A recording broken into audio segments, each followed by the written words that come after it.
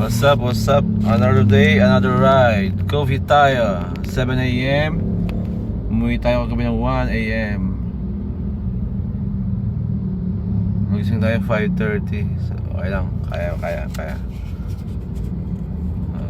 ito ang ating almusal, kape 7-Eleven, tsaka boiled egg 7-Eleven, 18 pesos.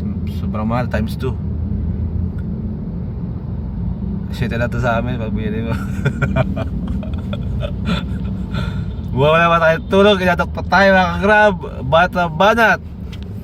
Mamaya nga po, pumunta tayo ng Bulacan. Pipick up tayong stock, pan-deliver sa hardware. Yan. Thank you Lord sa mga blessings. Kagahapon maganda yung kita. So makakabayad tayo ng tubig, ilaw, pagkain, yan, okay na yan. Importante may mauwi tayo sa pamilya. Ganito lang kinakain natin kasi tsaka tayo sa Jollibee McDo, nakakaumay na yun. Ito, okay na ito. Coffee with boiled egg. Yun, another day, another ride mga grab. Alright, magkakape muna tayo.